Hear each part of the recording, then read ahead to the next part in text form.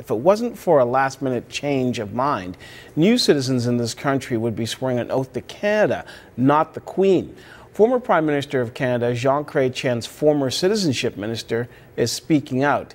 And he says Chrétien got cold feet and scrapped plans to change the controversial oath. Sergio Marchi, Mr. Chrétien's former citizenship minister, joins us now from Geneva. And thanks for taking time to speak with us, Sergio. My pleasure, Brian. So let's go back to, I guess, what it would be, 1994? 95 was it? Why was it even put on the table that the Queen should be removed from the oath of citizenship? Well, I think there were two reasons, Brian, at the time. When I went to the Prime Minister, after having been citizenship and immigration minister for several years, one of the best parts of my job, as I'm sure the current Minister of Citizenship would say the same, was to attend the swearing in of new citizens, both in our courts, and then I pushed them outside the courts into the hearts of our community so that Canadians can actually participate and share in this great emotional moment. And what I would notice is that there would be a complete disconnect when it came to swearing an allegiance to Queen Elizabeth II, her heirs and successors. It had no meaning, number one. And number two, for the most part, people never said heirs as much as they said hairs. So there was a complete disconnect, number one, with the citizens. And secondly, I think there's a disconnect with Canada. The new oath would be as good for new citizens as it would be for the aging and maturing of our country. We should feel, build, and swear allegiance to Canada and not to the family of the Queen. They may be nice people or not, but I'm not a British subject. We're Canadians, and I think we should make that shift, and that's why I brought it forward with the blessing of the Prime Minister. And as I said in the interview on print, we got very close. But then there was this referendum battle with the separatists. And the Prime Minister, I never said, it wasn't my quote to say cold feet, but obviously as a Prime Minister looking at the fight for your country, he has to evaluate much more broadly. And he thought, as he said to me on the phone, look, I don't want to fight monarchists and separatists at the same time.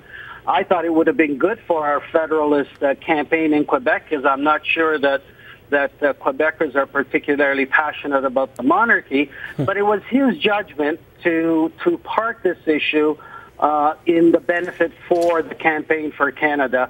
The only problem in politics is normally when you park something, you may never get back to it, and that's exactly what happened. Well, that being said, though, Sergio, that wasn't the first time that the oath of office came under attack, basically, and it's certainly, as we see now, it's not the last. But all that being said, isn't the government, as the stewardship of our country, responsible for also upholding the traditions that built our country? Absolutely, but firstly, I disagree vehemently with you in saying that that's an attack. I think having a new, modern, simple, and therefore powerful oath to country has nothing to do with attack. Australia did it. It didn't lessen their ties to the monarchy. There's still a constitutional monarchy. It didn't create revolutions. It was good for them. So why am I swearing to somebody that is far removed, that doesn't live in Canada? I don't know her sons and daughters. We don't know the baby yet. But we certainly do know Canada, and we can feel Canada. And I respect traditions. Those who are monarchists, I have no ill feeling. I just think that the majority of Canadians, just like repatriating our Constitution, just like having our own flag. Why did we have our own flag rather than the monarchist flag? And who today would say that that was a negative move when they see the red and white? There's no difference between moving on that flag, our own, and having our own oath. This is not anti-Queen. Well, Sergio, Sergio, let me jump in. I'm going to respectfully beg to differ with you on that. Certainly, I support our flag, no question about that. However, here's the thing: when people say they want to come to Canada, they want to come here because we are different than Australia, we are different than the U.S., and yes, we are different than the United Kingdom. But part of that difference is upholding our traditions and realizing where we come from informs who we are, and we uphold those traditions. And saying the oath of citizenship, part of that is recognizing who we are, where we come from, and more importantly, where we're going. Sure, but firstly, no one comes to Canada because they're monarchists, number one. No, I'm not saying that, but it's part of upholding the tradition, right? if we change the oath, there's nothing to say we're no longer a constitutional monarchy. No one's removing the monarchy. I hope one day we do, but the oath would not touch that. So you would continue to teach those traditions in history, and I value tradition. But you know what? I don't believe in going back to the future. I believe that the way you build futures is by going forward. And I think that oath is a sense of confidence and a step going forward, and we shouldn't be ashamed or embarrassed to do it. But we should not be ashamed or embarrassed of where we came from and our traditions that are so important in differentiating Canada from every other country on the planet. You know, 1 billion people on this planet, Sergio, want to be Canadians. And being Canadian means embracing our rules, regulations, and our current laws.